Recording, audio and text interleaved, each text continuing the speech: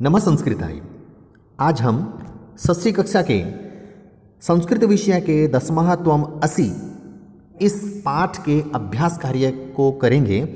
चलिए हम अभ्यास कार्य की ओर अग्रसर होते हैं। इसका प्रथम प्रश्न है उच्चारणम कुरुत।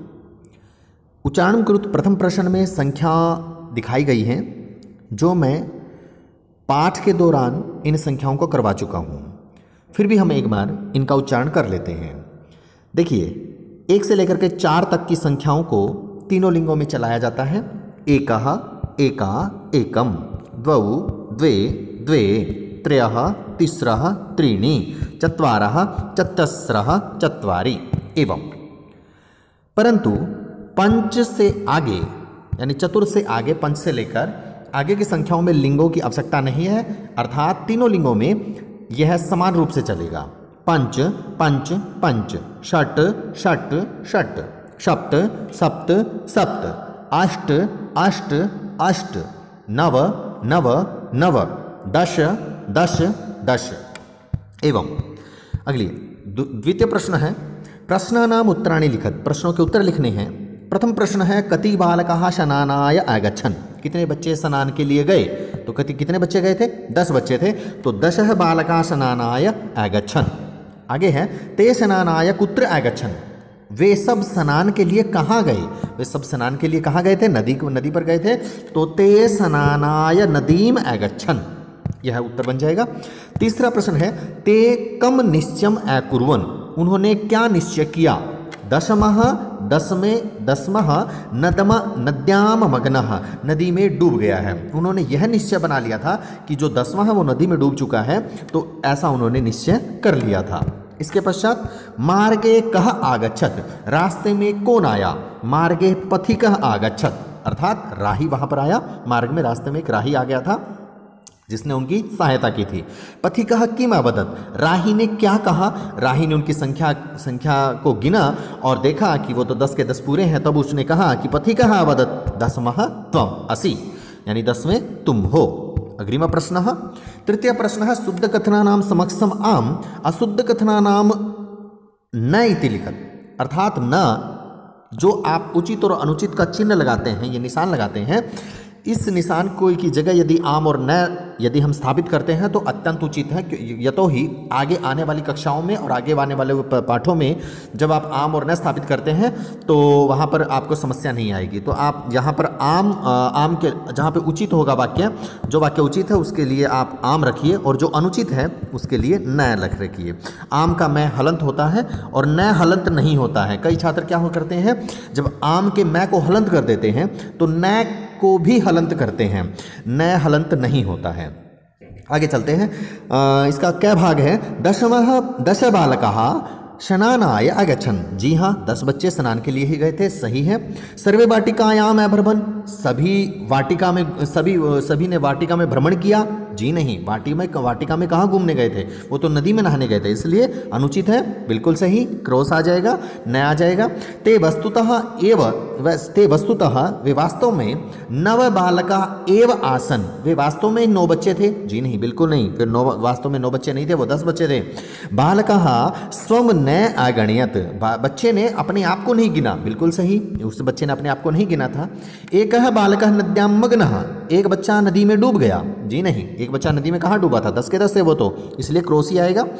ते सुखिताः तूष्णीम् अतिष्ठन्। वे सुखी होकर के चुपचाप बैठे थे? नहीं जी नहीं, वो तो दुखी होकर के चुपचाप बैठे थे, तो इसलिए क्रॉस ही आएगा। कोऽपि पथिकः न आगच्छत्। कोई भी राही नहीं आया? जी नहीं, वहाँ पर तो राही आया था, इसलिए यहाँ पर भी न ही आएगा। न की संख्या अधिक है। नायकः अवदत्। नायक ने कहा 10मः त्वमसि, 10वें तुम हो इति, ऐसा उन्होंने कहा? जी नहीं। यहाँ पर देखिए, वाक्य देखने में कई छात्र यहाँ पर गड़बड़ कर देते हैं। 10मः त्वमसि ऐसा उसने बोला, परंतु यहाँ पर वाक्य में बदल दिया इन्होंने। यहाँ पे लिखा है कि नायकः, जबकि कहा था किसने? पथिकः ने। तो पथिकः ने कहा था, नायक ने नहीं कहा था, इसलिए यहाँ पर क्रॉस ही आएगा। अग्रिम वाक्य ते सर्वे प्रहृष्टाः भूत्वा गृहम् आगच्छन्। वे सभी खुश होकर के घर चले गए।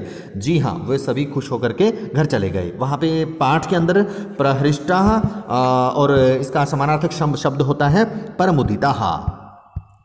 आगे चतुर्थ प्रश्न है। चतुर्थ प्रश्न जो है, इस प्रश्न के अंदर कत्वा प्रत्यय का प्रयोग किया गया है। कत्वा जो मैंने आपको पाठ के दौरान पहले ही बताया था कि कत्वा जो है वो पूर्वकालिक क्रिया के अंतर्गत आता है। एक वाक्य में दो क्रियाएं मिलेंगी और दो क्रियाओं में जो क्रिया पहले की जाती है उसमें कत्वा प्रत्यय का प्रयोग किया जाता है। कत्वा का क्या शेष बचता है? त्वा, कै का लोप हो जाता है। लचकप तद्धिते यानी अर्थात कै खत्म हो जाता है और बच क्या जाता है? सिर्फ त्वा। और त्वा को धातु के साथ जोड़ करके उसको बना दिया जाता है और यह एक अव्यय पद बन जाता है। इसका कोई शब्द रूप और धातु रूप नहीं चलता है। यदि कोई पूछे तो यह जो जब कत्वा और ल्याप का प्रयोग कर दिया जाता है तो वह एक अव्यय शब्द बन जाता है, एक अविकारी शब्द बन जाता है। उसको बदल नहीं सकते हैं हम। बदलने का अर्थात वचन, लिंग और कारक के अंतर्गत हम उसको नहीं बदल सकते हैं।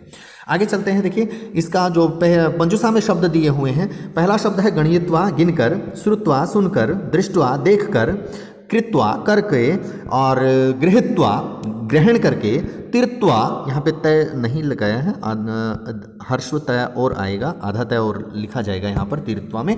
चलिए, ते बालकः वे सभी बच्चे डैश नद्या उत्तीर्णा, उन्होंने नदी को उत्तीर्ण किया। कैसे? तैर करके। तो यहाँ पर आ जाएगा तीर्थवा। पथिकः राही ने बालकान दुखितान, बालकों को दुखी डैश आपृच्छत पूछा, दुखी देख करके पूछा, तो इसलिए यहाँ पर दृष्टवा आ जाएगा। यहाँ पर क्या आ जाएगा? दृष्टवा। देखिए कई बच्चे सोचते हैं कि दृष्टवा में तो सर्तवा नहीं आया। यहाँ पर संस्कृत के नियम के अनुसार जो शकार था तो शटुत्तव आगम हो गया, तो इसलिए यहाँ पर टय बन गया इसका। ठीक है, आदि जो तय था उसका टय बन जाता है। ठीक है, ये नियम है कि जब भी इसको शकार को जब सहारा दिया तो इसके तुरंत पश्चात यहाँ पर क्या था? टय बन जाएगा। ठीक है, तो ये नियम है। और जहाँ पर रकार है तो इधर भी मूर्धन्य सकार था, तो मूर्धन्य के अंतर्गत ही जाएगा। ठीक है, आगे है पुस्तकानि डैश विद्यालयम गच्छ, पुस्तकों को ग्रहण करके विद्यालय जाओ। यहाँ पे ग्रहण करके, ग्रह इसके अंदर ग्रह धातु ग्रहण करने अर्थ में। ठीक है, ग्रहण करना ग्रह धातु है, संप्रसारण हो जाता है तो री की मात्रा बन जाती है। यहाँ पर रै के स्थान पर गृहीत्वा बन जाता है। इसके बाद पृथकस्य पथिकस्य क्षमा चाहूँगा, पथिकस्य वचनम डैश सर्वे प्रमुदिताः गृहम आगच्छन्, सभी बच्चे खुश होकर के घर चले गए। क्या करके? पथिकस्य वचनम श्रुत्वा, पथिक के राही के वचनों को सुन करके सारे बच्चे खुश होकर के घर चले गए।